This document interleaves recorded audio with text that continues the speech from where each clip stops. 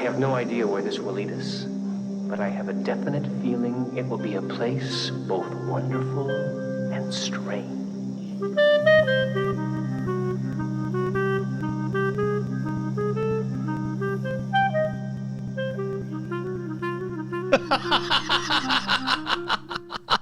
Hello, and welcome to the wonderful and strange Twin Peaks Logcast. The Twin Peaks? I'm Kalil, and with me today is the sentimental family video to my emotional Benjamin Horn. I mean, I thank you kindly for giving me one of the highlights of this whole entire episode, but I must have missed, like, the mad scientist character somewhere amongst this episode. Things are dark and spooky in Twin Peaks. It's October as we're recording this. Oh, it is, and it is also October inside of the episode. October 20th of 1990, so... Spooky!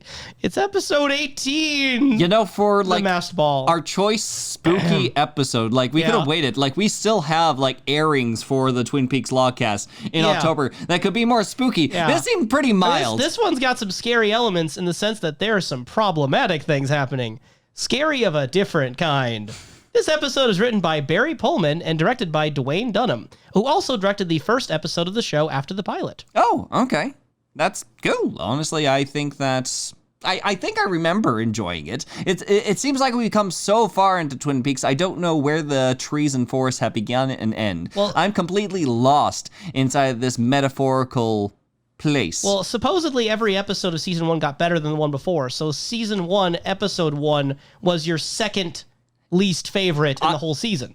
Yes. So did you like it? I mean, yes, but theoretically this should be better. Because it got better as the show went on. It did, in fact, get better. Perfect. But yes, I suppose I'm going across the peaks, if you will. That was just a small dip in the mountain that I didn't expect. I'm not going to attempt to climb through these metaphors. Today's episode had an interesting quote that I wanted to highlight because I think it epitomizes at least my feelings on this episode. There is a part later on in the episode where Cooper is talking to Audrey and they are doing a dance at the wedding, and he says to Audrey, "The wonderful thing about dancing, Audrey, is that you never know where the step could lead. You have to hang on and hope the music takes you there." And I think that's kind of what this episode did for us here. It's like the people making this show probably didn't know where the next steps were going to lead, but they're just like, hey, try to hang on. Just keep trusting us, dance to our music, and we'll take you there. And that's this episode. Is it? I mean, technically the last episode introduced a lot of new things, but I feel like this is the beginning of many new journeys of love and discovery. Yeah, it seemed like a pretty calm episode to me. I'd say that we're in more of a pizzicato than a fortissimo. Well, I'm just saying that the music is starting to carry us in new directions. Do you not feel that way? I still feel that we're still in the general direction of everything. I mean... why would Cooper not be following the White Lodge? I think that shift was from last episode.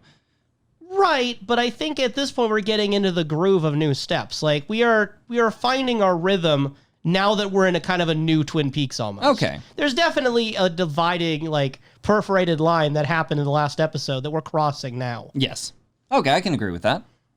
And racing across that perforated line on the highway, in our opening, we get James Hurley, and the music is going like a ba-dum, ba-dum, ba-dum, ba-dum, No, ba-dum. it's a din-nin-nin-nin-nin-nin-nin.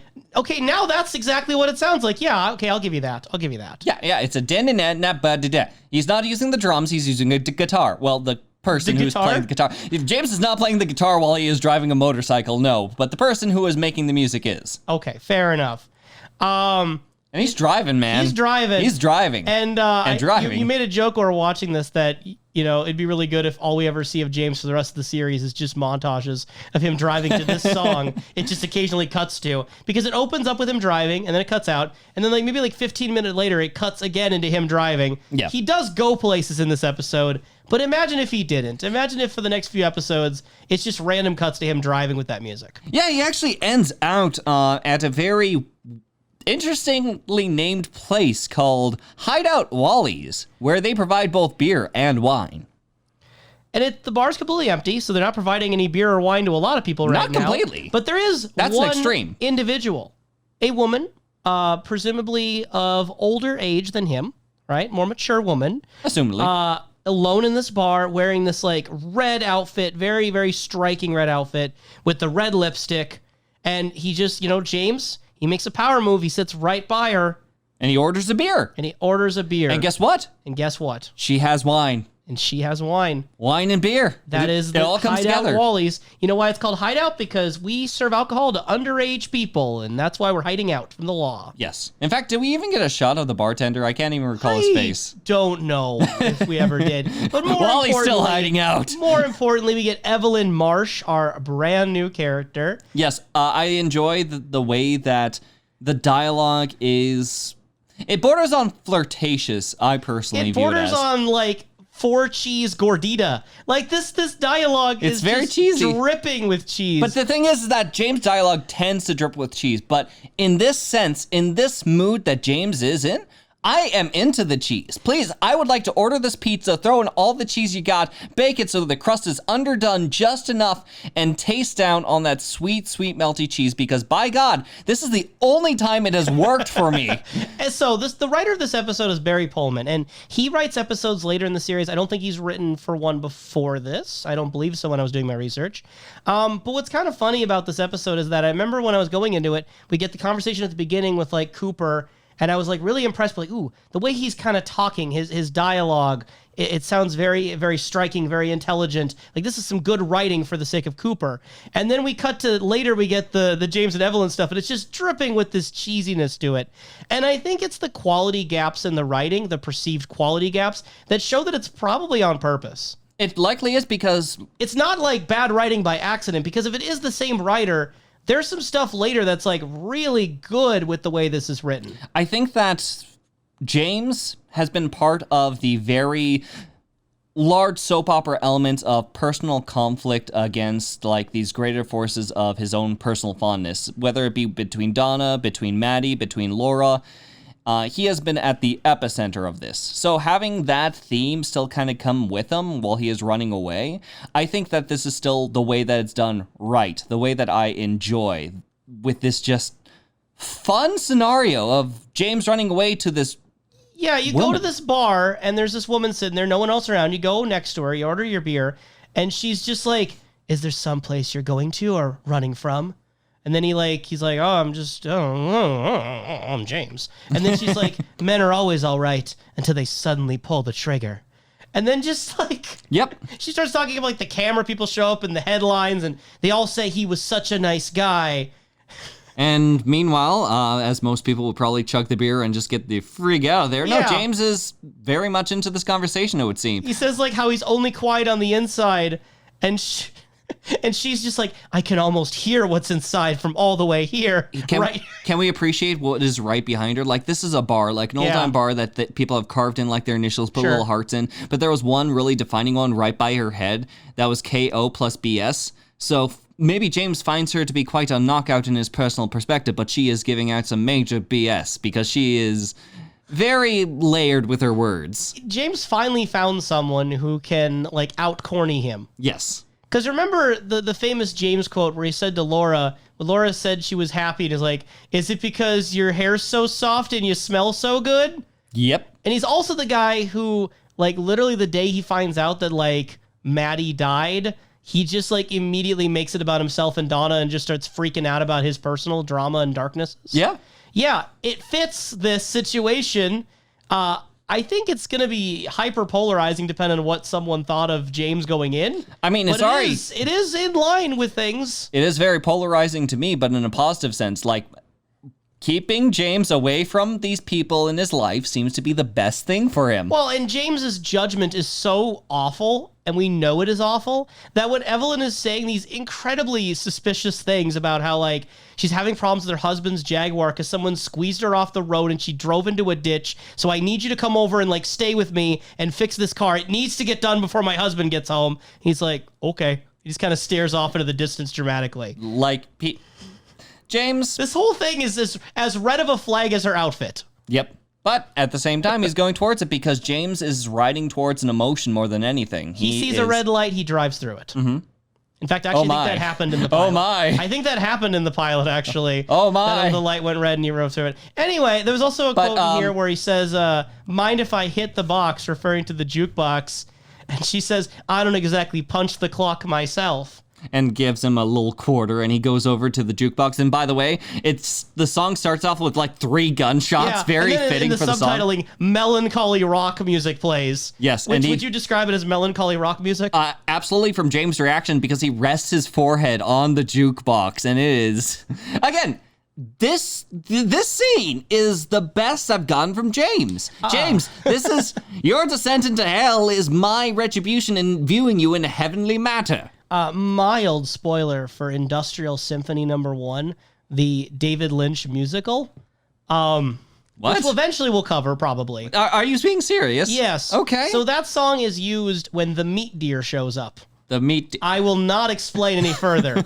Those who know, that's the song I believe when the meat deer shows up.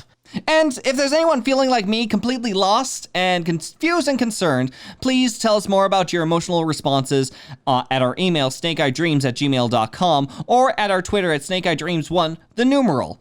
Honestly, I could use this emotional support right now because now I am very afraid on what Kalil will bring me through. The emotional support will warm him the same way James's big charcoal purple sweater warms him when he's working on the car.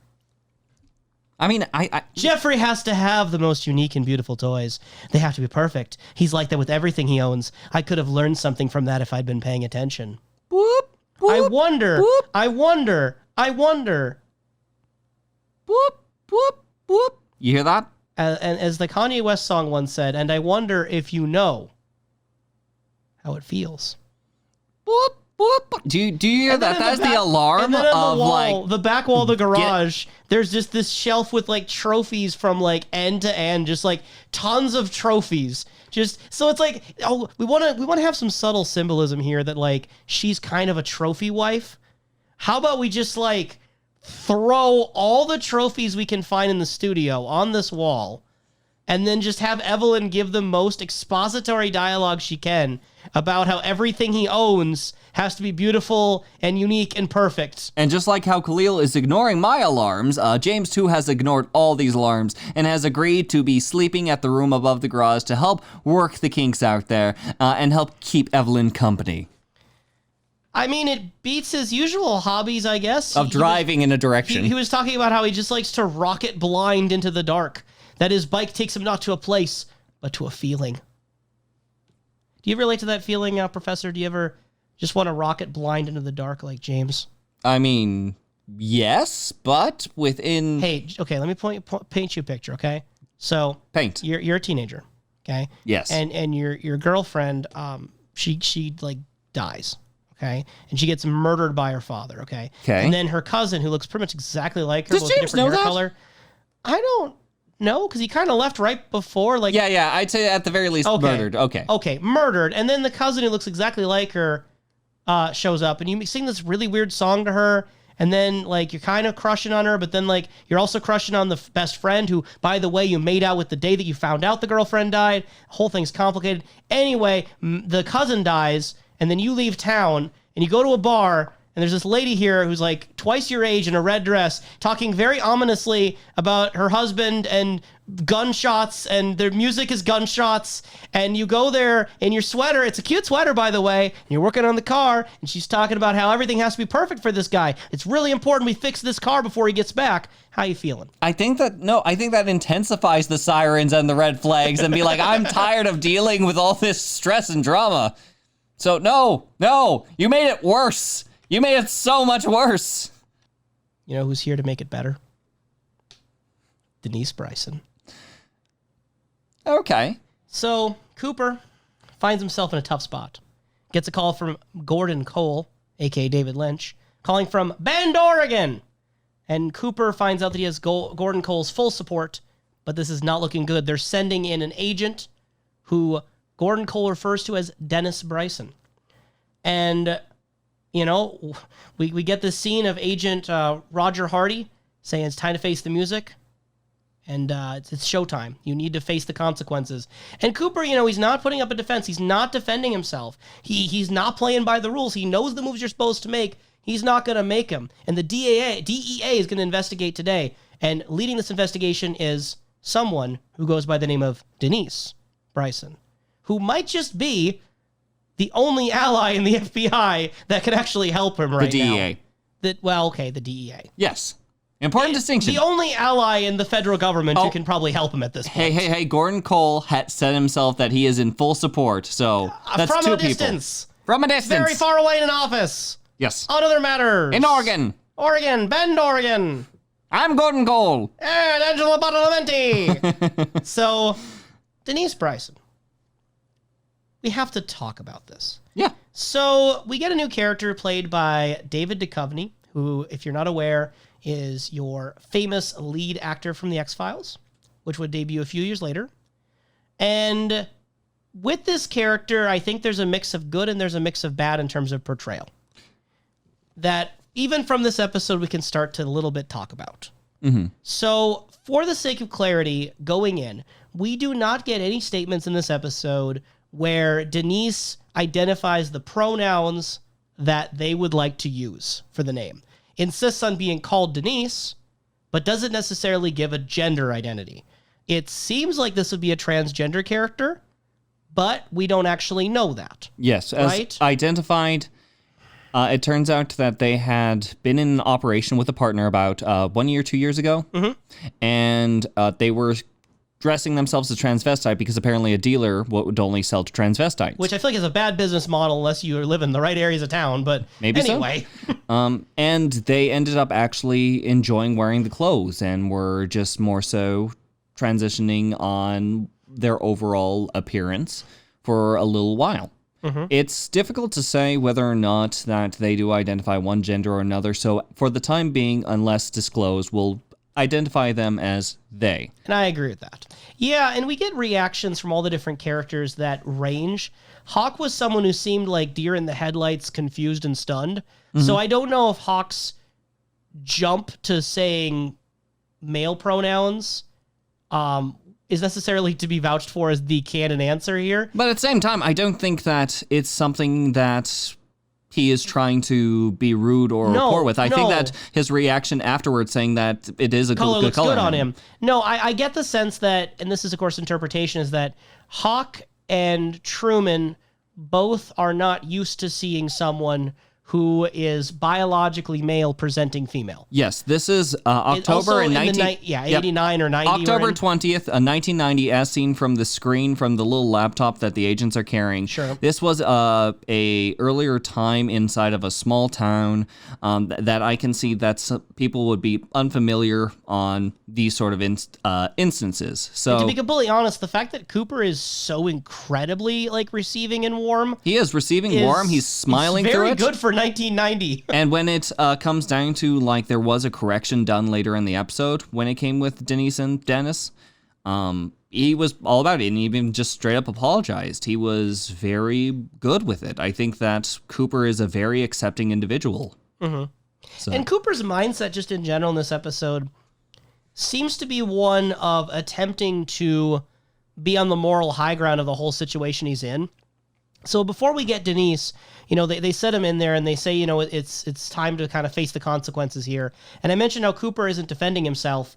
And when he's talking, he says that I've been doing a lot of thinking. I've been starting to focus beyond the edge of the board at a bigger game.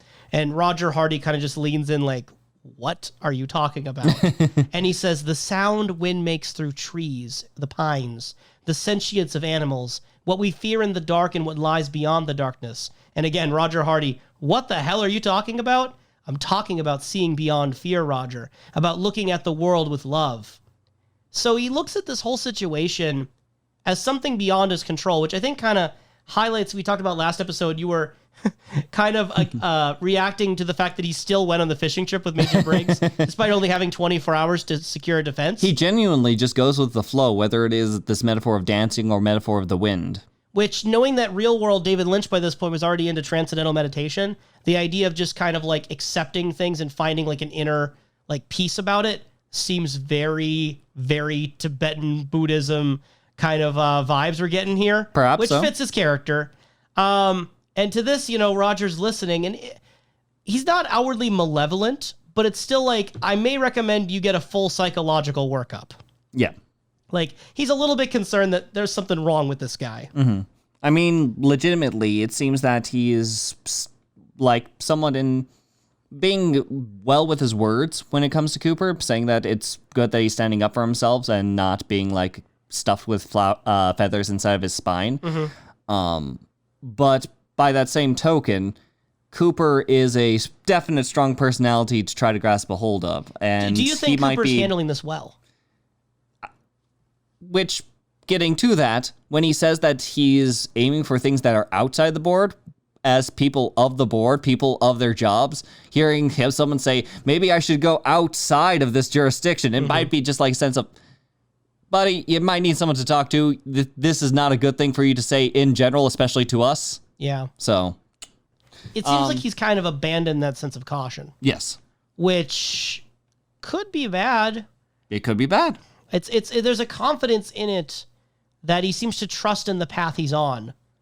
But if Mostly. that path is bad, who's going to convince him to go off of that path? Mostly. There have been points where he had been doubtful that he confided in Truman. In the past. I don't know about right now, though. I don't know about right now. I do know that he has been in practice, and time in Twin Peaks is weird for... 3 whole days did pass the last episode. So, yeah. And we get that ending of the shot where it kind of lingers on Cooper's gun and badge being left on the desk with the fate of his career pretty much in the unknown. So back to Denise a little bit. We get at the end of the episode, they have the wedding situation that happened, and Denise is over at the bar, like waving the bouquet. Yeah, they cut the bouquet. Apparently they got it. They got the bouquet. So, yeah, and that, I think it's fantastic. And they even admit, like, yeah, for someone who did like all these sports inside the past, I may have an unfair advantage, but still, sure. Sweet. And then, basically, Denise admits, like, yeah, I found the drugs, and it sure looks like a frame, but it's gonna be, again, working outside jurisdiction if I actually try to help you. Yeah, that gets really tricky. As far as that goes, like, I can't just go by your word, Cooper. There has to be more to this, but hey, I'm trying to like deal with things on more of an emotional level this day. So it looks like they are trying to give Cooper a more open window than what some might have had with them in the past. Yes. And then the last thing I think we get with Denise in this episode is dancing with Andy. Which, honestly, it's great. I think that there is still a fun nature that Truman even has as he is coming to understand this character. He's smiling, a big, goofy smile, holding a beer, watching the dancing, watching the conversation. Yeah. It's nice. See, and I think there's something really interesting about the way in which Twin Peaks handles, I'd say diversity, but just different walks of life. And the thing is that there's good and there's bad in it. Like, the bad side to me is that there's this trend where it invites people who look or act a bit different and kind of adds them to the sense of a quirky cast, where it's like, oh, this person is super short. They're going to be a magical person. Oh, this person, we're going to make him super tall. They're a magical person. Oh, this person has a log. This person has one arm. They're a magical person. This person has a log. She's not magical, though. No, she's just a log lady. But the thing is like, it takes people... and it kind of points out the thing that makes them different and kind of almost makes it exotic in a way, like it mystifies it. And thankfully, they didn't try to make Denise like a spirit of the Red Room or something. But there's still this sense in which when they get added to the town, it's like, oh, it's another person who's a little weird. And it's like, I don't know if I agree with that. I don't know how I feel about that. But no, I mean, I legitimately think that's part of it. I have a hard time believing that part of the conversation wasn't that adding this to the element of the show would add a sense of quirkiness and humor. And I really think sometimes it is played for laugh.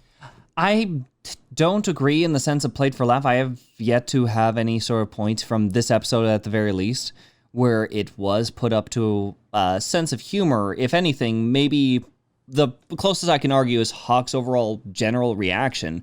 But well, and even Truman says under his breath that like they'll be in for a surprise when you get at the Great Northern. I count those more as instances of characters who are unfamiliar with something reacting as one genuinely would instead of just being outright just kind of putting it towards the norm inside of a time in which probably things would be looked down upon. It's almost as if saying these people will react this way, but at the same time, they're also acknowledging other matters. Like, again, Truman just having a good time with Denise and Cooper, and Hawk, I think what he was trying to give a genuine compliment, though still in a very not the best way. I guess I'm not convinced, because I believe that the way they're framed is that they focus on the actors and the way that their expressions are, especially Hawk, but even to some degree Sheriff Truman. It's meant to be a surprise in a way where it's like weird and unexpected and kind of funny. I think and it's something that, again, I think we're just going to agree to disagree on. Yeah, I think that I'm going to lie on the realm of different rather than weird. Though again, different can be weird. I don't think it's entirely negative. Yes. I part of me agrees with you. I think that the problem of Twin Peaks runs to the fact that by emphasizing individual differences between people the way it does, it brings them into focus and kind of is a litmus test of the audience's reaction. I still can't help but think that they pick certain appearances to evoke those feelings. I mean, the fact that they chose the one-armed man and the really short man to be the mystical people, it to me, it's a step better than like these are the circus freaks. At the same time, it's kind of using that same mindset, and I'm thankful that it's not being used nearly that way here. But there's still a trace element that has me worried that in 1990 people would see this and it wouldn't be entirely positive. And you can't control the audience's reaction, no. But I think the framing allows it to be taken in multiple ways, and not all of them are good. I think that for an age in which, like, when it has been brought up for extreme laughs, like people being dressed inside of women's clothing. Sure. Oh, no, this is by far one of the better examples of this kind of narrative or character. Especially around the time that Twin Peaks came around. So yes. At the very least, I can say that if there was going to be a show that I can think of off the top of my head that might be able to show some well enough respects, I think that Twin Peaks could do well with it. So I hope the best continuing to see Denise if that representation gets better despite some of the more troubling moments. This is closer to something like Tootsie than like some sort of really problematic, really need to like reconvene over our values sort of thing. Mm-hmm. If you've seen Tootsie before as a film, I think it's kind of the idea where it uses the situation of a character who is biologically originally male, and dresses up in women's clothing. In Tootsie, it's much more clearly a man wearing female clothing and identifies as a man. This one, we're not really quite sure at the moment. But it's still the situation where I think the out there nature of it was used to make the film weirder and make it a comedy. But it uses that situation to actually portray some interesting gender dynamics and actually like take it kind of seriously. Yeah. So I think it falls into that middle ground of like, yeah, it's not outwardly negative. Yes. It's just I could see someone having issues with it. Yes. Wherever it lies on that strange line Twin Peaks likes to balance on between that soap opera element and its own unique flavor, it's definitely something I'm interested in seeing more of. And something that apparently Ernie Niles and Hank had been interested in seeing more of were the girls over at One Eye Jack's. Yeah.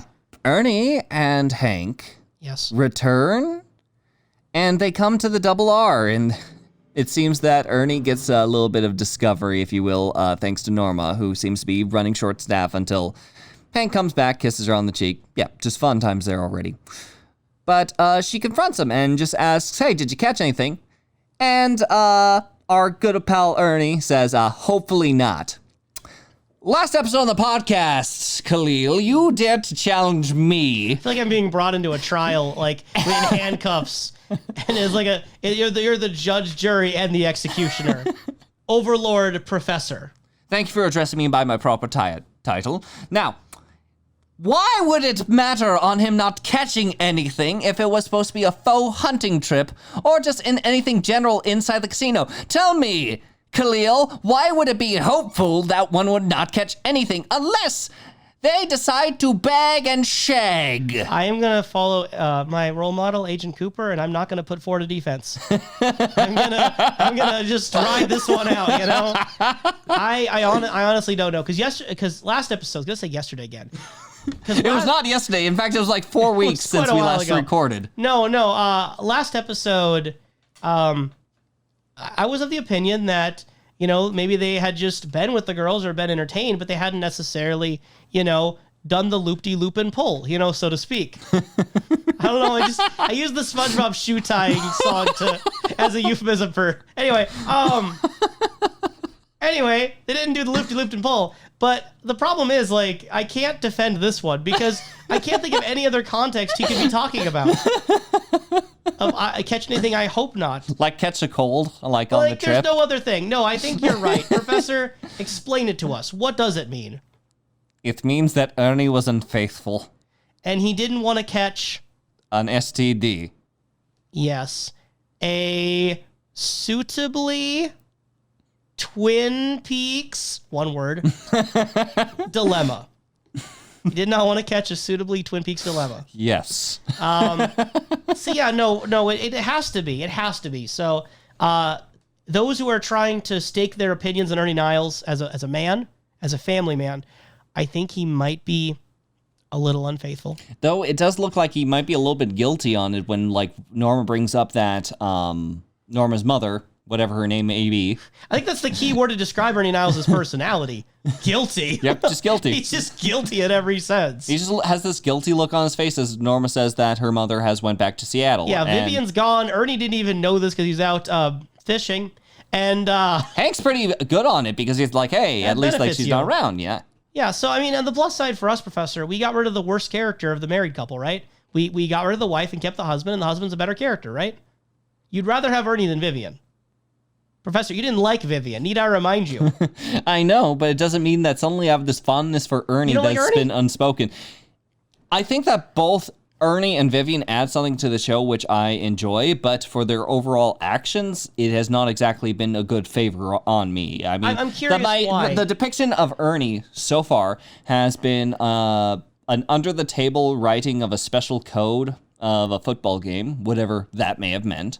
It is being hardwired into something in which has been incredible illegal activity, and that he is willing to go along with Hank as well as Jean's demands with not much of a fight. So that doesn't make him a bad character, though. It doesn't make him a bad character, but him being the bad person that he is, quite spineless and having his spine stuffed with feathers. Sure.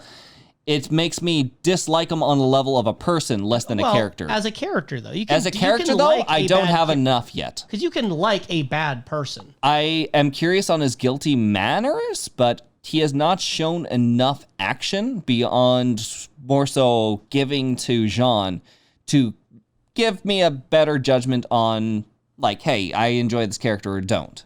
You know? Like, I haven't seen enough of him yet to make a better... I mean, but that's, I get what you're saying, but at the same time, I feel like your ceiling for approval on him is higher than someone like Clinton Sternwood shows up, says like 3 lines of dialogue, and you immediately are like, yes, because I like this. But that's the thing. Clinton Sternwood, his overall personality is something that is engaging and valiant. I don't have much personal connection with most of what Ernie is doing. I do not have anything You personally connect to Clinton Sternwood? I personally connect to Clinton Sternwood in a spiritual manner. You run Clinton mock Sternwood trials is my spirit animal. and drink Yukon Sucker Punches and talk about Valhalla. You see, these are like actions that sound amazing, and that makes me laugh and happy and grin ear to ear. What Ernie is doing is just more so being like, eh. So, of the more morally questionable characters in this series... Ben. I was just going to ask. Ben. You like Ben? Ben. Yeah, Ben. So this episode did some favors for Ben. Ben was already someone that I liked, and I think you, based on your repetitions here, also liked this character. Ben. But I think this helped him. Even wherever he was before, it bumped him up higher on the ranking. This is the sense that I enjoy seeing Ben each time, whatever conniving nature he has on whatever sort of plot and scheme he will come forward, or when he's going to bite into the middle of a sandwich. I think Ben is fun, but at the same time, I cannot attest to any of his actions. And when he was sitting down watching the reel of like his family home movies, of seeing what I assumed to be his father cutting the ribbon on the Great Northern Hotel along with his family, his family dancing around. You see Ben just sitting around, tearing up, enjoying a cigar and just reminiscing, making quotes, kissing what seems to be his mother on the screen. And it is... I sat down to myself and I thought to myself, Twin Peaks, are you going to make me like a genuine side of Benjamin Horne? Like, I like his antics. Yeah. I like his conniving. But this is something that's nice. Yeah. So we get this scene with Benjamin Horne that probably is my highlight of the episode. Would it be your highlight of the episode, or is that too soon to say? That's Too soon to say. There's a few choice. It's a contender. Points. It's a contender. We get this music that I know we always reference things that I don't know how many of our audience know about, but it's like Undertale music. If you know the Undertale soundtrack, it just sounds like it. It is a remix of the Twin Peaks theme, but it's very melancholic. It's a very melancholic. That's sort of the sort of music I think of in Undertale, where it's like this sort of melancholic, but also kind of tinged with like. The reason it's melancholic is because it's bittersweet. Like you're longing for some sort of happiness. Just like with James's music from before, which was melancholic rock. Would you compare that to Undertale as well? That's what it sounded like, right? Yes. Yeah, I mean, I would say that was more of like a Omega Flowey kind of music more than anything else. And you get this, as you're mentioning, you get this like home video shot, this old reel of footage where you have like Jerry and Ben is like super young kids. I don't know how old would you say they looked like? I would say 10. I'm horrible with this, but I would say between the ages of 6 and 10. I'm gonna say it was Ben 10. I'm gonna say 10 was Ben and Ben was 10, and that's what it is. What was Jerry? Jerry, 25. And and you get this scene where Jerry's like making dumb faces at the camera and like running in front of it, and then eventually Ben like tries to overtake the attention of it. And in the background we see this. It's a groundsbreaking ceremony for the Great Northern, and Ben gets to dig that first spot with the shovel. So he breaks the ground. And when it cuts back, Ben is just disheveled. Like we saw a little bit of a glimpse in it in last episode when he was yelling for the fly swatter to get Bobby out. But in this episode, you really see it. He's wearing this weird looking tie with like a school bus and presumably like a school building or some other kind of like urban building behind it. And just like open everything, unshaven, just looks like a mess. Especially contrasting how he normally presents himself. Yes. Like it's night and day when Ben tries to look good and when Ben doesn't care. Yep. And he's just like smiling as he watches the footage. Like genuinely seems to be enjoying the scene. He's not putting on a show for anyone else in the room. He has no reason to manipulate what's going on. He is just by himself watching this. And as we see the sign of the Great Northern materialize, you hear kind of like his kind of quiet voice with the music still loud behind it. Yes. He quotes from Richard III, the opening monologue. He said, "Now is the winter of our discontent, made glorious summer by this son of York." He then skips a line where it says, "And all the clouds that lowered upon this house, then the deep bosom of the ocean buried," and skips to, "Now our brows bound with victorious wreaths," and cuts off the monologue there. I got to be honest, I'm not super familiar with Richard III. I haven't read that one in particular, but I did consult a scholarly guide. The Sir of Sparknotes, is that correct? Sir Sparknotes, an old professor friend of mine helped me get through some classes. And friend of your professor. Yeah, Sparknotes. So Sparknotes entry for Richard III has this to say about the opening monologue, and I quote, "Richard, the Duke of Gloucester, speaks in a monologue addressed to himself and to the audience. After a lengthy civil war, he says, peace at last has returned to the royal house of England. Richard says that his older brother, King Edward IV, now sits on the throne, and everyone around Richard is involved in a great celebration. But Richard himself will not join in the festivities. He complains that he was born deformed and ugly, and bitterly laments his bad luck. He vows to make everybody around him miserable as well. Moreover, Richard says, he is power-hungry, and seeks to gain control over the entire court. He implies that his ultimate goal is to make himself king." So, Professor, have at it. Well, the biggest part of that is probably his reaction when Hank came around. When Hank pops in, at first you think that with this sort of like saddened nature, like Ben might have time to reflect upon himself. Maybe there might be some sort of ill will stored up, that maybe he has some regrets. But that becomes less apparent as he is quick to cast blame and more so just shove a lot of the ill nature and ill feelings onto him for the past few days, especially with all the events going with killing off Catherine. It is something which Ben might have more self-pity more than he has any sort of sadness for the actions that he's done. It is likely going to leave with him lamenting until he can get for something greater, and I think it's going to make him desperate later on. So, yeah, I'm afraid that if that is alluding to the future, Ben's going to make some pretty desperate choices. So do you think he's kind of saying this then with a certain self-awareness that he knows? Because, obviously, Richard III in the original monologue as this power-hungry tyrant king. Does Ben-Hur know he's the bad guy? He has been accepted that he can be thrown away for 3 lifetimes. I think that he recognizes that he does bad work, but at the same time, he still craves that power. He still wants to be king. It's really interesting. And then what do you think of him watching that footage? What do you think his goal with that is? His goal with that is probably not going insane, going to a happier time. We've seen him talk to Jerry when he is trying to stay calm in a bad situation, sitting inside the jail cell, talking about watching a woman dancing. He's is trying to dig himself out of the situation. He is trying to give himself a sense of calm on things he has found happy, and honestly, probably the purer part of his life, as opposed towards the very black and sinful nature that he's had before. There's been a lot of white and black analogies throughout Twin Peaks, and I look forward to talking more about that soon. Yeah, Oreo cookies and all that. Yep, midnight coffee and your glass of milk. I think you can also do some of the idea that a groundsbreaking ceremony is like the beginning of something new. So it's like we're celebrating. Hey! Wait! And we're celebrating it on what? A black and white movie. Oh God! It goes deeper. As deep as the woods in Ghostwood, which now belong to Catherine, right? Yeah. We did see in the last episode a sign that we neglected to mention. Yeah, we forgot to mention it, and I felt so bad afterwards. I made sure I bolded it in our notes. Last episode, when Vivian was talking to Norma, we saw a sign in the background, which I was just amazed by, that says, "Say no to Ghostwood." Like, I have yet to see any real opposition to Ghostwood, except for people trying to get their hands on Ghostwood, such as with, like, Catherine. Sure. But, yeah. So episode 17 already, though, we've seen something with this. So those listeners who are queuing in. Yeah, so I guess that means that this might not be a one-off joke, maybe. Maybe. We'll see. There's a lot of things that I ended up writing for this. I mean, it wasn't a super long scene with Ben, but I wrote down almost the entire dialogue between Hank and Ben, and I don't even know what to highlight because we've mentioned at length our enjoyment of the power dynamics that happen with Ben and with Hank together, but also as individuals with other people like Josie and Catherine, etc.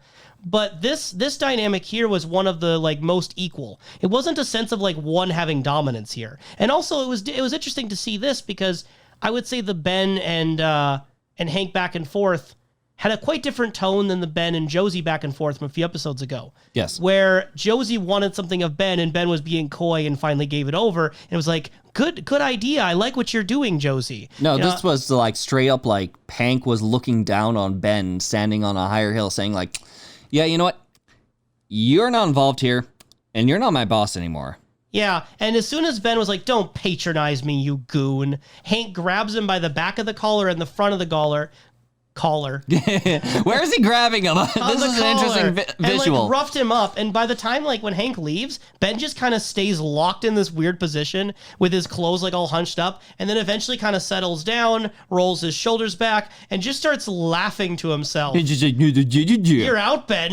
You're out, You're Ben. out, Ben. And then just starts playing the footage again and making the deer. No, not the footage even. Like the film reel is now out and now it's on the lower end and it's flapping off in the distance. So it's just the pure light coming off the camera. He's and making those the earlier puppets, comment done in by Hank was like, I wasn't invited to the stag party. I find it very humorous that Ben by the end has his own stag party by making an image of a stag in the little reflection. Well, the meat deer from earlier with the song and then the stag party. And then later we're going to see someone emerge between antlers. So curiouser and curiouser how much there is that is dear to us in this episode. I don't know, but we're going to buck off that idea for the time being. Can we also just appreciate that Ben compares the being of Jean Reno as like a devil you would be dancing with? It's interesting because Ben is someone who is, like you've mentioned, no stranger to wickedness. But even Ben is like, all right. That guy's a psychopath. Jean Reno is a psychopath. You are dancing with the devil. You know, you're playing with something you don't understand, and it's like, and I kind of believe Ben. The thing with Ben that I find interesting is that he's not a mad dog. Like compared to someone like Jean Reno, Jacques Reno, Leo Johnson, what we know Bob is capable of, Ben is very logical. Does he do things on impulse sometimes? Yeah. Does those emotions get to him? Yeah. But ultimately, self-preservation and success are his goals, and he uses logic to get to those generally. He'll admit when he's beaten, he'll sign away his soul to get out of jail, But at the end of the day, he doesn't just recklessly kill people. He has a reason. He plans things. It's methodical. So when he says this to Hank, I do believe Ben means it. I think Ben genuinely thinks there's a difference between himself and John. Now, on the side of the law, is there a difference? I don't know. They both kind of do horrible things.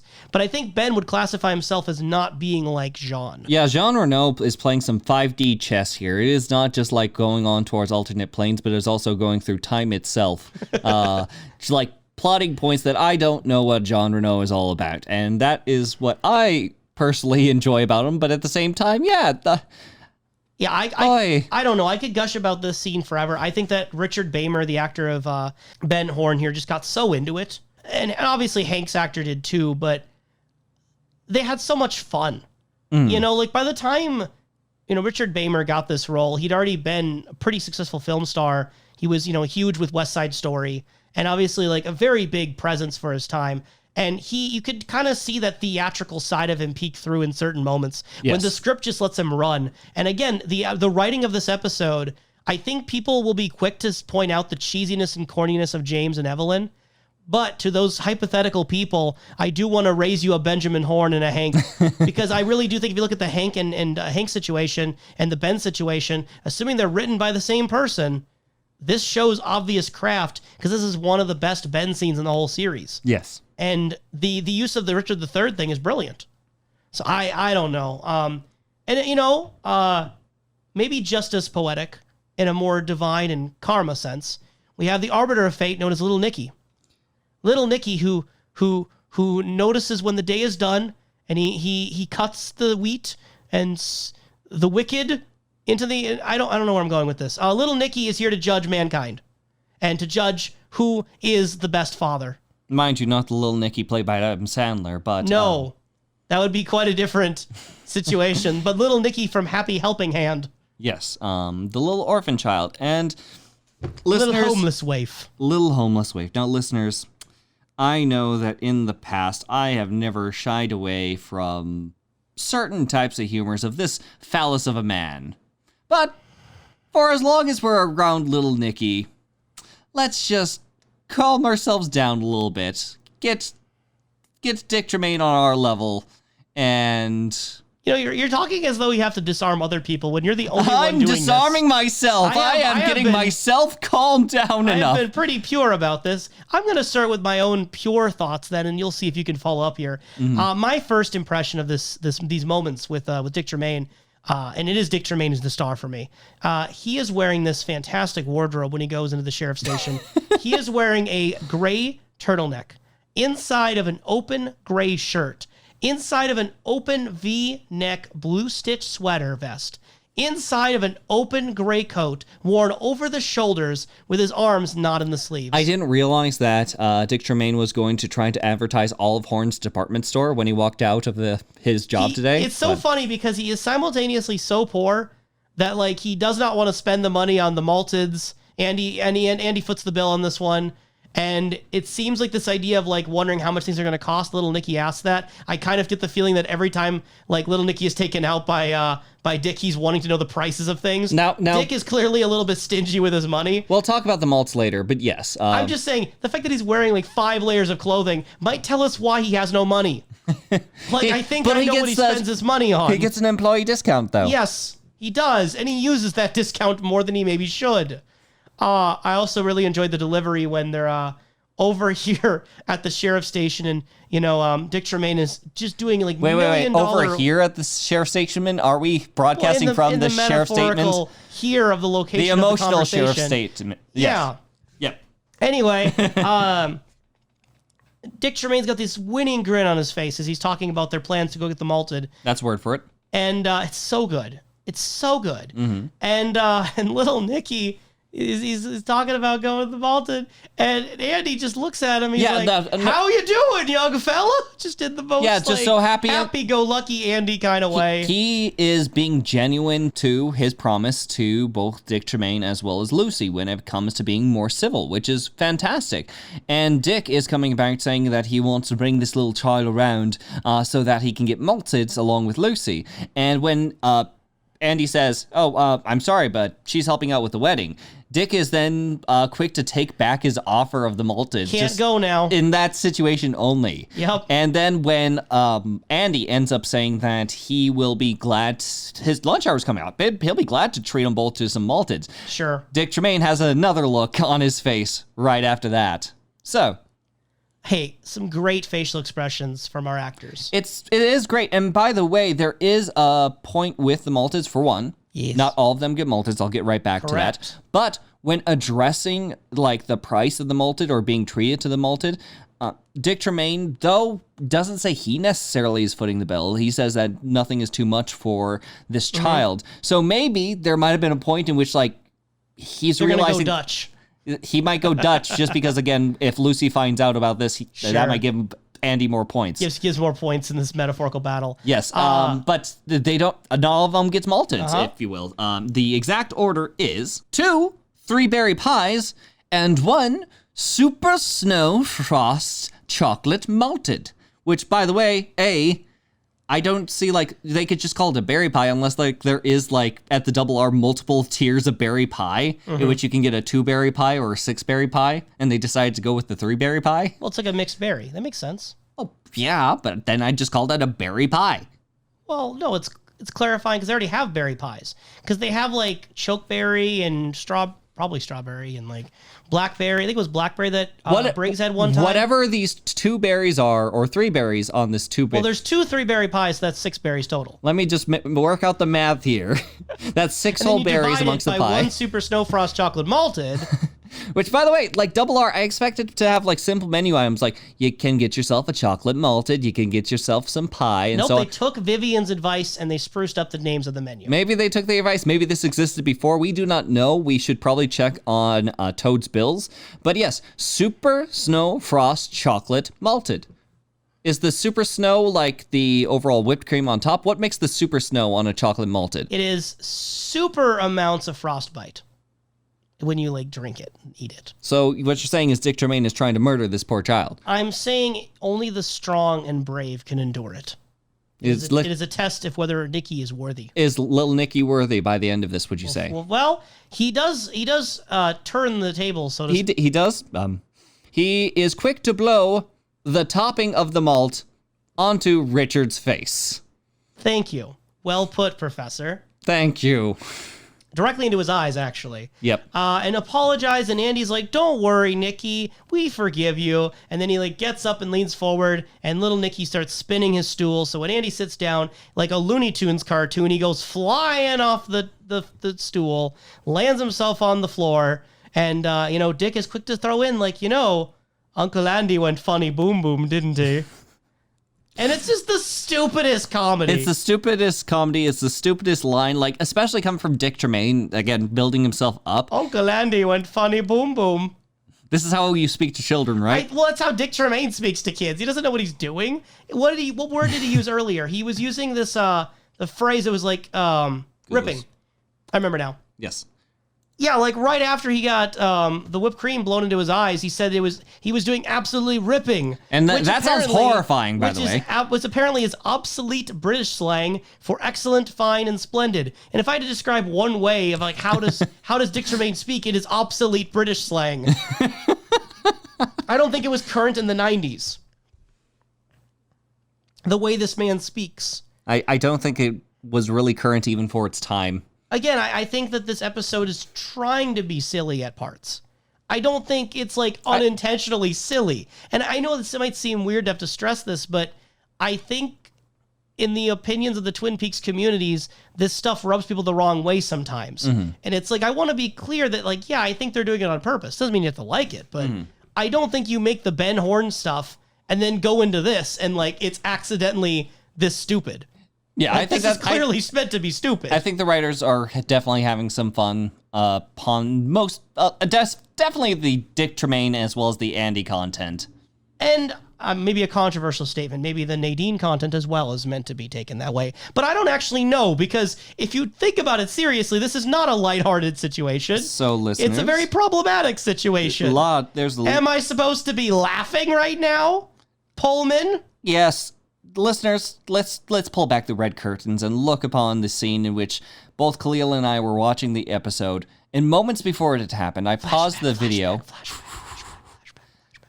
And I was watching, and I saw Nadine in high school. And it had always lived in the back of my head, but I became more fearful. Like a little spider that you didn't know was living with you the whole time. Yeah, the spider bit today. And it was me thinking to myself, Nadine is around all these children. Yes. This, the school has accepted this, but it seems like it has no monitoring. Like, what is to happen, say, for example, between her and Ed, and then she might try to approach one of these students. That could be very predatory. Yeah, approaching them in the sense of she wants to date a high school boy because she, of course, is a high school girl. Yep, and 0.5 seconds after unpausing it.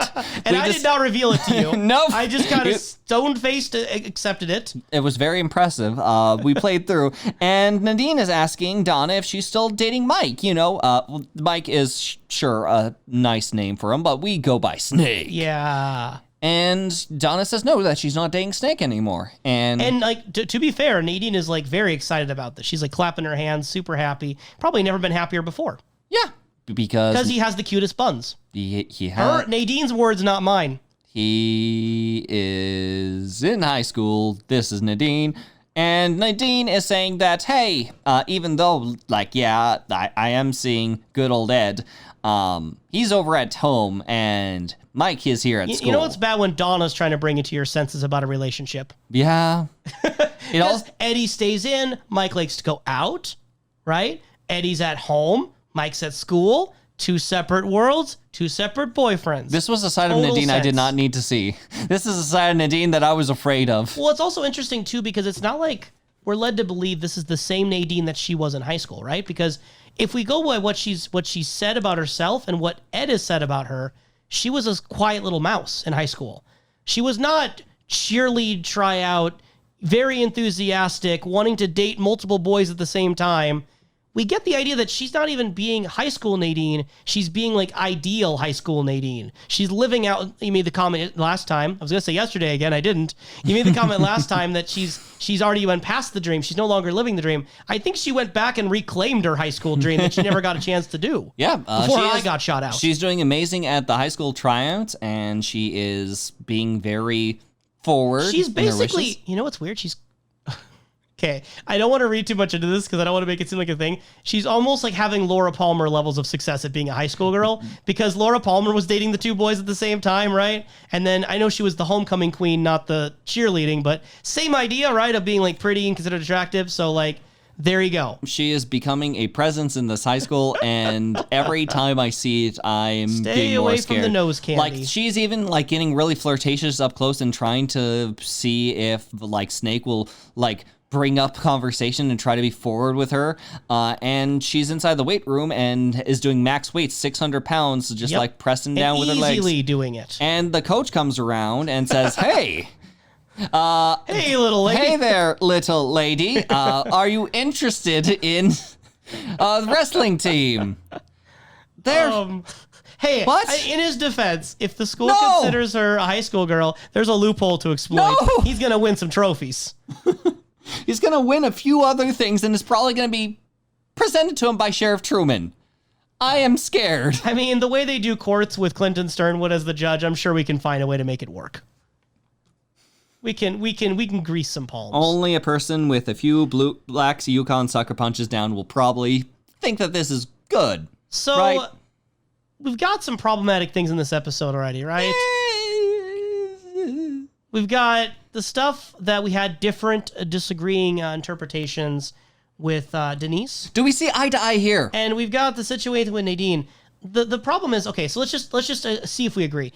Do you agree this is being played for laughs? Yes. Tonally, this one is clearly meant for laughs. We could disagree about whether Denise is meant to be fully serious or some comedy or what we're supposed to think. This one is clearly meant to be humorous. I would say the majority of recent Nadine content has been humorous, working along with her current issue with her overall recollection of memory. And can we state also that in real life, if this were to really happen, it'd be illegal and morally reprehensible. This would be horrifying, multiple ways. Okay, so the real dilemma is it bad. It's not even being handled well. Like, she has no one, like, monitoring her. Right, so that's the question is it bad for the show or bad as a piece of entertainment to portray something of an adult who believes they're a high school girl dating or wanting to date a actual high school boy, which would be, statutory R word, right?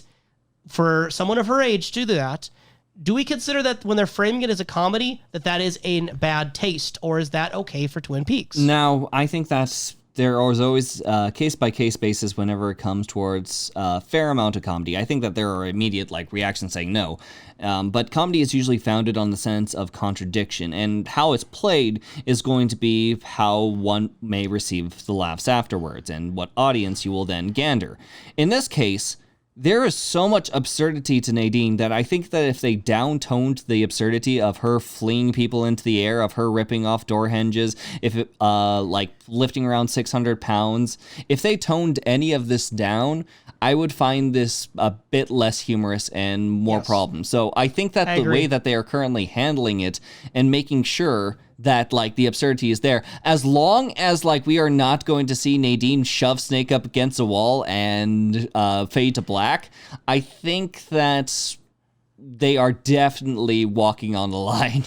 I'm of the opinion that because it's so absurd, there's no way that someone of the sort of mental disposition that I believe can handle a show with Twin Peaks that already dabbles in such extremely serious subject matter with Leland, right? Yes. If someone's emotionally mature enough to handle the stuff with Leland and the stuff in the show that does get really heavy with Laura, then I think anyone of that mindset can watch the stuff with Nadine and not get the message that what she's doing is okay morally. Yeah, I don't think it's misleading people to do unhealthy behaviors in the real world. Yes, I don't think that this encourages any of the actions people have done. In fact, I think it just actively discourages it just from the overall responses of all the characters, between Snake just in a panicked look, as well as Donna being like, hey, even Nadine, Donna is like, yikes. Yikes. And if Donna is going yikes, I think it's after safe to everything say, with Donna. So I personally don't object to it. I think actually the Denise stuff is more tricky because that could actually reinforce negative things if they don't handle that well. Yeah. Whereas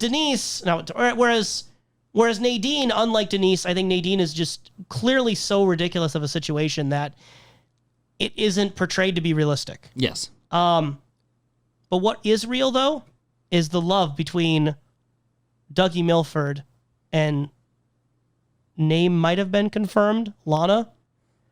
Yeah, I object. Why do you object, sir? Sir, can you speak more clearly? Sir, can you say that a little slower?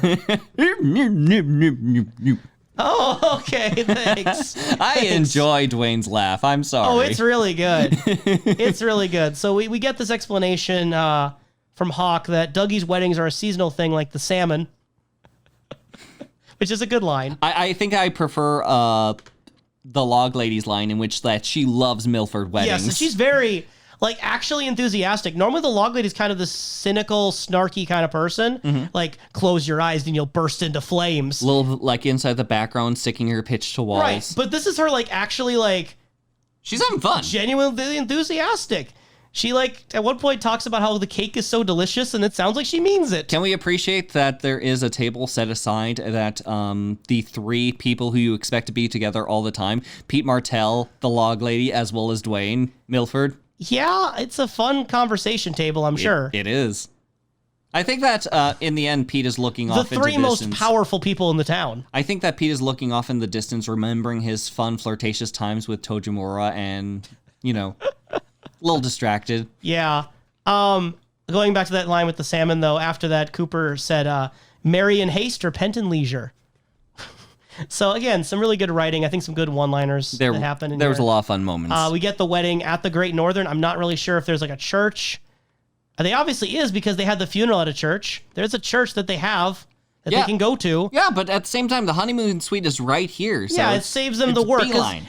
When you get to be his age, when you get to be Dougie's age, it makes it just easier just to go straight to the honeymoon suite right after the wedding. Mm-hmm. he looks back when he's asked, do you take this woman to be your bride or whatever? He looks back at his brother in the pew, just gives him that glare, and then looks back. You bet I do, Reverend. And the actor for him, Tony Jay, I knew his voice is very familiar, but he voices phenomenally Judge Claude Frollo from the Disney Hunchback of Notre Dame film, which, like, I want to see a version of someone doing like an AMV with Dougie's mouth flaps over Hellfire. Maybe that's why, effectively, we've seen Dougie stay away from the church for now, just because there's like a past life issue. There might be an issue where they don't really let him in anymore after he violated sanctuary and tried to murder a baby and all that sort of stuff. And then he also was a Megabyte from Reboot, which I don't know how that figures into anything we're talking about. And then he was Shere Khan in the Jungle Book 2, in the second Jungle Book that no one's watched. If you tell me you've watched it, I will not believe you. I haven't watched anything. I think we've agreed to this. You don't listen to music and you don't watch movies. I listen to music and I do watch movies, just not yours. Just not the one.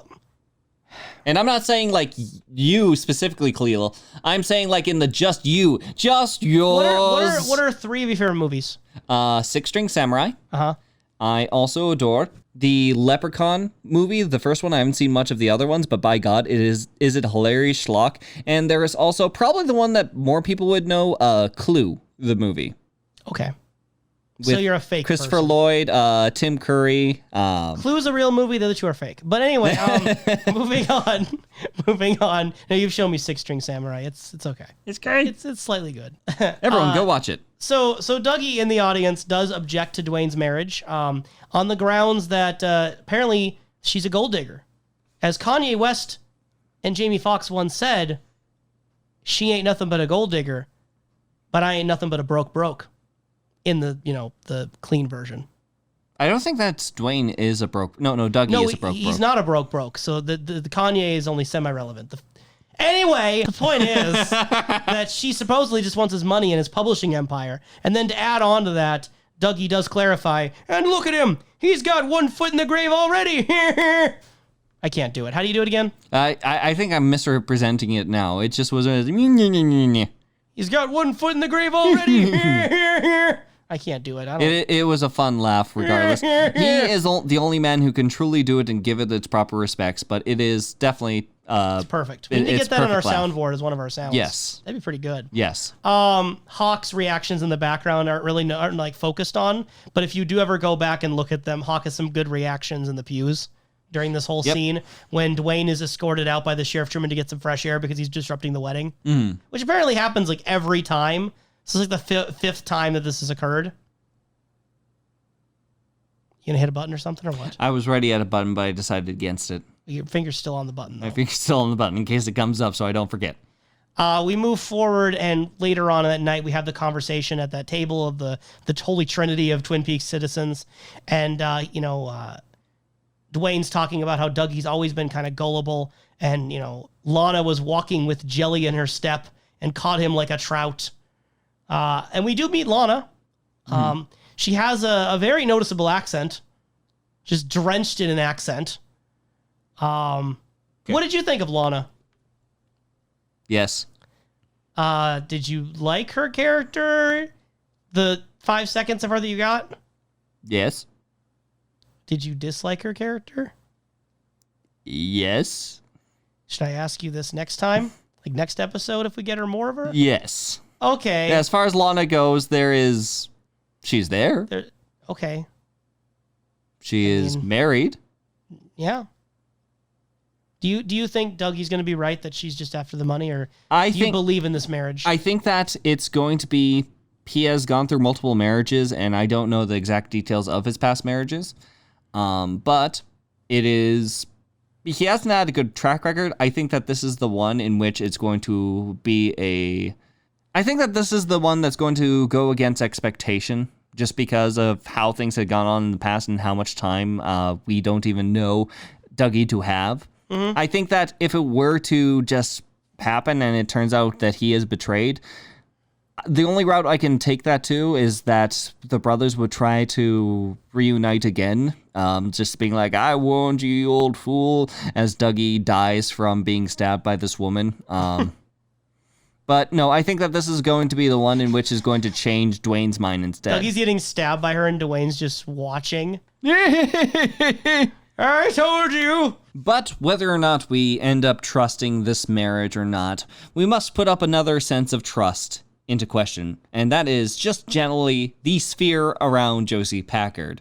Whether it be the people or the general working relationships or anything, Josie is definitely put up to question, as the first time that we actually see Josie is waking up into some nice beige pajamas. No, I had these in my notes, and you knew I had these in my notes. No, I'm suspicious of Josie, and now suspicious of Harry Truman, because they're wearing these hideous, ugly beige pajama jumpsuits. Look, buddy. Jumpsuits. They are beige pajamas, and overall, if that is what they find cozy, they enjoy it, I can see it.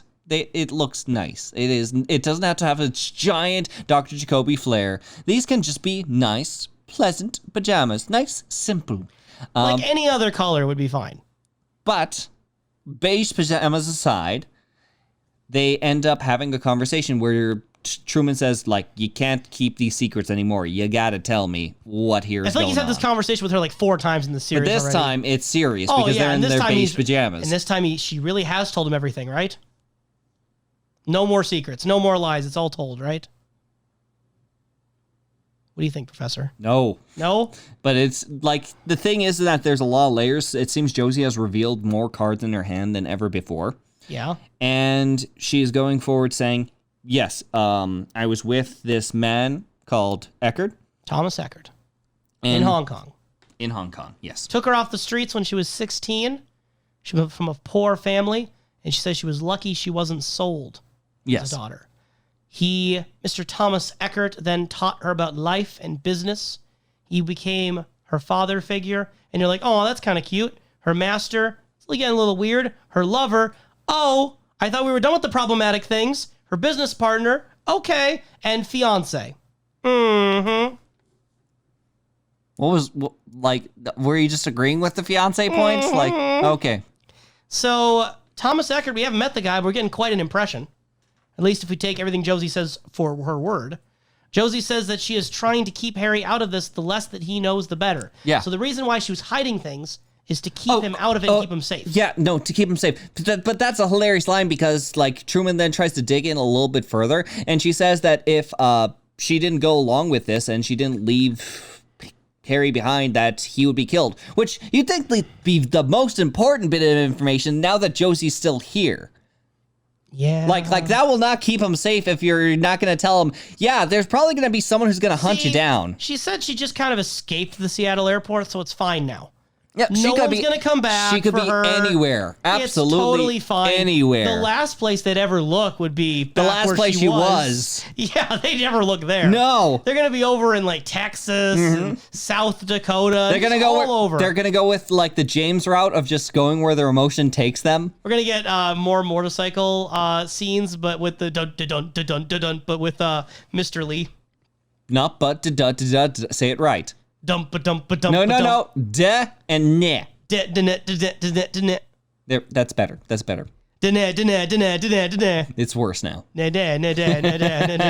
Whatever amount of travel they go with, whatever 2 words making the sound of music. And I would walk 1,000 miles and I would kill 1,000 people. Likely Josie is Mr. Lee. Likely Josie is going to be followed by this Mr. Lee character. She says that she'd rather die than go back to Thomas Eckert, that monster. I mean, both can be arranged. I mean, Josie does quite sincerely say, like, he'll kill us both. Yes. And Harry mumbles something incoherent and then says, let him try. And then you get this really nice shot, actually, of the eerie wind chimes kind of in the background score. Yeah. And Josie's eyes kind of like cracked open, staring at the camera for quite a lingering moment. I think that it's very nice to see Truman close his eyes while Josie ends up keeping hers open, just slightly open after the discussion. I think that's very telling. I also think that is also a good shot for the beige pajamas, but I think the only way the beige pajamas look good is if you follow Harry Truman's lead and close your eyes and don't look at them. But we do get a future scene with Josie where she is having a conversation with Catherine. And it's kind of a fun, similar conversation of asking for trust, having nothing left, where like Catherine is just sitting across from Josie, as at one point Pete was likely sitting across from Catherine. Sure. So I'm excited to see who Josie's going to sit across from talking about trust. My money is on the log lady. I mean, considering everyone else who's been involved in the situation, that'd be kind of out of left field for you to guess that. There are Okay. so many episodes left. That's true. So Catherine lays down the law pretty, successfully here. Of, you helped kill my brother, tried to cheat me out of my land, my family's lifeblood, utterly destroyed my existence, and now you want to save me? And Josie's like, well, I had to do these things to stay alive, but now I have nowhere to turn. I've got nothing. I'm at your mercy. And then, Catherine does this little smile of, oh, now, enough. Let's be practical. What do you propose we do? And Josie's like, She has, the Tim the Toolman Taylor sound. Yep. Okay, that was actually a really good one. That was really good. That was freakishly good. I'm going to hear it in the recording and be like, it wasn't that good, but it felt good. I felt the in my, lungs. And thus, the train has been derailed. We are now broken down at the side of the road right next to Evelyn's car. But beyond that... Well, thankfully, Catherine brought a servant to help pick up the pieces of the rubble because Josie is going to be a full-time maid. Every anime has to have a maid character, and I guess it's Josie. Because this is an anime. Yeah, now she has to move all her stuff to the servants' quarters and everything, and if there is one sense of suspicion that Catherine feels... Or just you refuse an order. Yes. You're out. You're I'm out. literally going to personally contact this Eckert guy. I love the wording of I'll take you to Eckert and I will feed him to you I will feed you to him by hand. Yes, that's very good. It is very good. And she proceeds to tell Josie that she wants her breakfast at 7 a.m. o'clock in the morning with coffee, juice, dry toast, and oatmeal. Now, we're gonna have a little talk right here because there was a little bit of a fun detail that it seems we glanced over. Because they were talking about how Andrew Packard, unfortunately, passed away thanks to Josie's actions as well as the shadowy figure Eckert actions. What we can say for sure Catherine, we can say these things later, but Catherine says, tell me something I don't know. And it seems that she is aware, at the very least, of Josie's dirty little secret, quote, quote. But yes, proceed. As the All-American Rejects once sang. I don't know music. I have soundtracks for video games. I have soundtracks for the Twin Peaks things. Your homework assignment, Professor, is to look at Dirty Little Secret by All-American Rejects later. I refuse now out of pride. It's a song. I'm not even going to say it's a good song. It's not a good song. It's not a bad song. It is, in fact, a song. I mean, it's one of the best All-American Rejects It has notes. And it's a song by definition. In fact, actually, you should take some notes on the song and visit us next week for the podcast with those notes. Anyway, moving on. So all we can really say for sure is that between a year to 2 years ago, a boating accident happened, and the people in Twin Peaks have not seen Andrew Packard ever since. They would have had a funeral. They would have had a whole situation. Apparently no body was ever found. But there was the ceremonies happening that he died in that accident. And ever since then, it's been just kind of an unsolved mystery sort of deal, right? And we get in this episode, Josie telling Sheriff Truman that she believes that Thomas Eckert is the man responsible for Andrew Packard's death. Then we get, during this confrontation with Catherine, that Catherine believes it's Josie. Josie never admits to that, but Catherine believes it. She's confident in it. So, do you, Professor, believe that Josie did it? It sounds like you're convinced, because Catherine said it. Did what? Kill Andrew Packard. Yeah, keep saying that. Do you believe that Josie killed her husband, Andrew Packard? Well, that's a little complicated situation, don't you think? Because Andrew Packard walks out of the back room okay, do you believe and presents himself and says, all according to plan, as he twirls his damn mustache before. So forgive me if I am falsifying this claim, to be fair, but it's hard to say if a man is murdered when he walks into a room. I think that's the definition of a man who has yet to be murdered. To be fair, we were questioning before with Laura and Maddie, when someone's dead and when someone's not dead. Maybe you believe Andrew Packard really is dead and this is a fake person. Whoever is the Maddie equivalent to Andrew, this person definitely walked into the room. So if you want to ask me, if Josie blames herself for the death, she likely very does, because, again, her involvement. Whatever the direct actions. You believe Josie had involvement? I believe that Josie probably either snipped things away or knew things were going to happen, and thus she blames herself. And so that's why she wouldn't respond. But he's kind of alive, Yeah, so he walked these in- points are moot. He walked in under the antlers. Which, by the way, The arching antlers. like, if Josie, like, this seemed to be Josie's home as well, so if it was a point in which, like, yeah, move your stuff to the quarters, if she, like, went through the right door and says, okay, well, I left something behind in here at one point, and just walked in on, like, Andrew Peck, just, like, I standing don't know. there. I kind of hope we do like a Lion King 1.5 situation where they do a remix of Twin Peaks where you just see the behind the scenes where Andrew Packard's constantly hiding behind furniture during key scenes. I mean, the only assumption I can give is that, like, the half lie that Catherine gave before, he likely was at the lodge eating tuna for about 2 years. Like, they've been doing this for 2 years and saying that it's gone exactly according to plan. By the gods, you guys are in the long game. Yeah, I think we get more information about exactly where he's supposed to have been, so I don't want to spoil anything. But I do believe we do get some stuff. But yeah, he shows up and he says everything is going according... Sorry. He says everything is going exactly as we planned. And now, dear, we wait for Mr. Thomas Eckert to come looking for his one true love. Yeah, this Who are is... you rooting for? You're rooting for Thomas Eckert or Andrew Packard right now? I have no... Or Josie or Catherine or Pete or Hank or Ben? I'm rooting for the log lady. Okay, you keep saying this, but that's trying to dodge the question. I'm dodging the question because there's people no one good involved. to root for. Like, this... Pete? This is... Pete?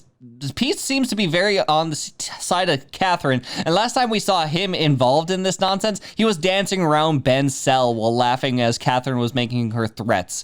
So, I'm sorry, but you are telling me to bet on a horse and all these horses are very, like, malnutritious and unfortunately should Malnutritious? Is that an adjective? Maybe. Malnourished. There we go. Malnutritious? Yes.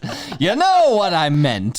They should probably see a Yeah, if doctor. you eat these horses, they're not going to be good for you. They should probably also not race. So why would there be a betting on eating horses? What sort of I don't know. You're the one who said the activities words. are you involved in? I don't know. Real question, though, is what kind of activities is Major Briggs involved in? I don't know, but we're definitely going to be discovering whether the White Lodge or the Black Lodge or the Tuna Lodge, what are they all about? So we get the scene where the wife, Betty Briggs, is talking to Sheriff Truman and Cooper. It's like the opening shot. It's where I kind of noticed the really good writing in the dialogue. And she's kind of listening and nodding her head. She says that the fact that they were in the woods when he disappeared is significant. And she says confidentially, Major Briggs, he talks about them constantly. And Cooper says that Garland Briggs has a Renaissance passion for exploration, which I think is a good wording of it. Yes. What kind of vibe did you get from Betty in this whole scene? Betty seems to know a lot but understands her husband's position, that she's not going to say much beyond it. Maybe she has a past history of him just disappearing right off the bat. It's just what he does, whatever that he does is. Yeah, I remember Betty Briggs is kind of a weird one because she's like one of the first people that gets called in the pilot when Sarah's trying to find Laura. And there's a shot of Betty Briggs holding this like knife in her hands while on the phone. And it makes it seem like, oh, she's going to be menacing. She's got a knife. And then Yes. Betty Briggs has been mostly absent as the nice mom for Bobby for a while. Yep. And now it kind of paints the picture of like, oh, she does kind of know things. She does know things, but She might know more things than most people in this town about whatever Garland Briggs is doing. I'm thankful for her overall discretion. But yeah, it definitely paints an interesting light for the Briggs family. Because as soon as she leaves, Cooper's like, yeah, there's definitely more going on here. Like that's not a coincidence. I mean, like Bobby appreciating his father's approval and just potentially having parents that may have been more absent depending on their professions. Mm-hmm. Who knows? Maybe this constant scent of trying to leech off of other people might also be affiliated with kind of how his like family life was. So Sure.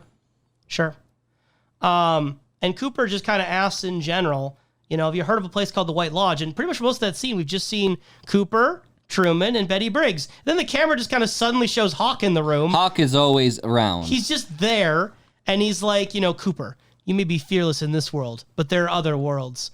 My people believe that the White Lodge is a place where spirits that rule man and nature here reside. There's also a legend of a place called the Black Lodge, the shadow self of the White Lodge. Legend says that every spirit must pass through here on their way to perfection. There you'll meet your own shadow self. My people call it the dweller on the threshold. But it is said, if you confront the Black Lodge with imperfect courage, it will utterly annihilate your soul. And of course, the Bookhouse boys would know this sort of stuff. This sounds very much like the Darkness of the Woods we heard about like way back with the Bookhouse Boys stuff. Yeah, and it seems that maybe it's less metaphorical and there might be a little bit of a spiritual sense to that. Sure. What are you thinking of this talk of white lodges and black lodges? I want to save that for now. Oh, well, we're almost done. We're almost done, but there is one person we need to still talk about. Oh, no, I know this. Let me think. Who have we not talked about? And we have not talked about Sarah Palmer. Just like with everyone else, there's like this little thing lingering in the background that we have to address. I think we have to talk about Shelley Johnson. And it seems that he has made his move. He has Albert Rosenfeld.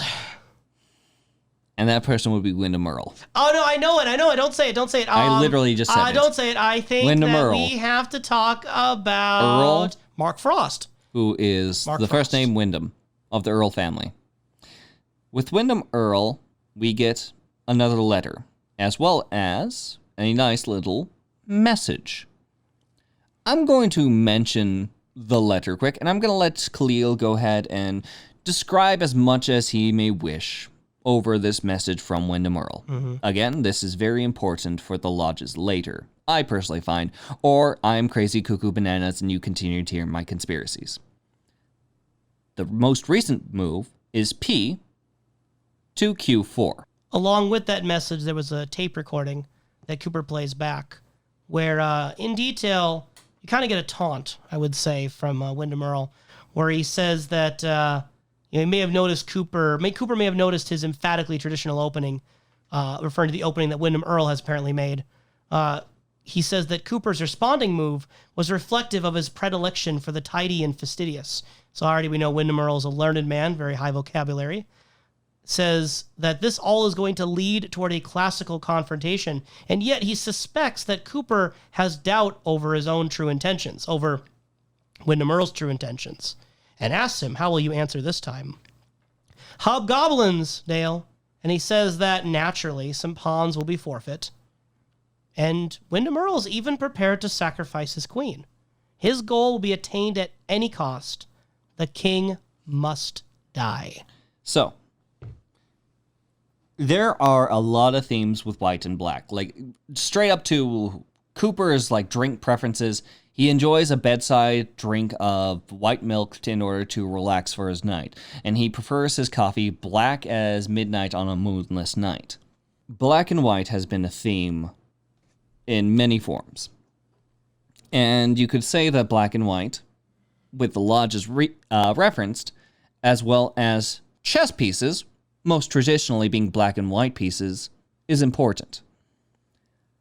Before, I didn't make any comment on the chess move before, just because I didn't think much of it. The first chess move that we learned from episode 13 is P to K4. That's significant because that does automatically identify what side Wyndham Earle is on. And that is the side of the black pieces. Most traditionally, that move can only be done by the black side. And that is an opening for the king. It also can be a move for something, say, a bishop or a queen to pass through, just because it can have a diagonal movement. But it is still opening up for the king. And the king in this context could be Wyndham Earle, an introduction to Wyndham Earle, as a better significance.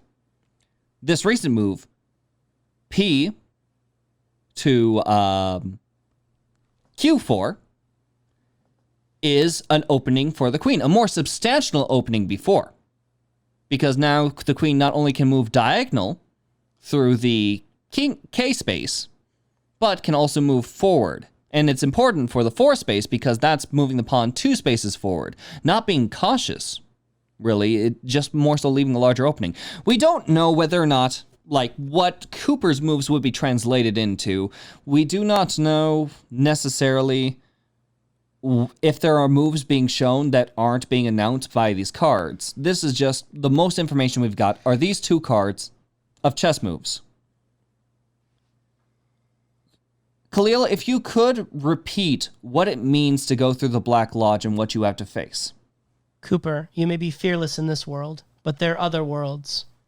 Places where the spirits that rule man and nature here reside. A place called the Black Lodge, the shadow self of the White Lodge. Legend says that every spirit must pass through there on the way to perfection. There you'll meet your own shadow self. My people call it the dweller on the threshold. Now, mind you, having to face yourself is quite a statement. If we consider something along the lines of, if we are to make parallels with the White Lodge, Black Lodge, as well as this chess game, the person who's probably closest to the king, this Wyndham Earl, would have been his past partner, Cooper. So we can consider as an option that maybe the shadow self of Cooper is his queen, and he's willing to sacrifice this piece. Maybe it is directly Cooper, and what he's facing is something more tangible to the White Lodge. That the move that he's speaking of, like, is disappointment in Cooper and his actions, is the fact of inaction dealing with Wyndham Earl, that he still considers him on his side of the board, and that he left an opening for you to sneak around diagonally. Now he's making it more apparent by moving a pawn forward. I don't know enough about Wyndham Earl on what side he believes and if Cooper's on the white side or the black, but it definitely is something that is very enticing for my crazed mind to find these parallels with a queen at one side and what that means for Cooper and what he must face. Does that make sense? I don't speak chess very well. I'm interested that you're interested. I suppose for me, my thoughts going into the show the first time were more or less, oh, another bad guy who uses chess metaphors. Been there, done that. But if there are things to read into it, I implore you to explore. Again, whether that queen piece is Shadow, Cooper, or Cooper himself, I am enticed to learn more about Wyndham Earl and see direct actions from Cooper. Very well, then. I don't have as much to add. I think we'll know more when we see our next update, when it comes to moves. But in the meantime, if you have nothing further, Professor, I think we can wrap up. Today's final, wonderful, and strange question, on a drastically different note. Do you think Agent Roger Hardy liked the cherry pie? You know, actually, that bothered me. That genuinely bothered me because he was like saying like, yeah, this pie has been amped up for me. And he seemed excited to have this pie at the Double R. But we pan away to check out Andy's antics with Dick Tremaine and Little Nicky. And we never go back to the pie. Well, we don't know if he did enjoy it. And I would think he did. This is Toad's favorite restaurant. It's been given a Toad review. I have kind of discarded Vivian's approach to this place. So, yes, I'd say that overall the pie is the main highlight of it. It is proudly presented on top of Welcome to Twin Peaks. This is the pride of Twin Peaks here. Like, if you could put it on a flag and show that this is Twin Peaks, put pie on a flag. So I think that there is no way he could have not enjoyed it. Or his soul will be shredded. What? Excuse me? The Black Lodge thing. It says if you face it with imperfect courage, your soul will be totally annihilated. Do you think his shadow self is the pie? Maybe tasting the pie is the test of your soul. No, but you have to face your shadow self. The threshold is the pie. So when he eats the pie, it's going to test his courage. And maybe Roger Hardy, his soul's going to be annihilated if he doesn't like the pie. But if he does like the pie, he can proceed toward perfection, like Toad has already achieved. Listeners, thank you for joining us on this spooky October. I'm certainly afraid. It actually did turn into a horror by the end. Kudos. Oh, Goofy. Ah.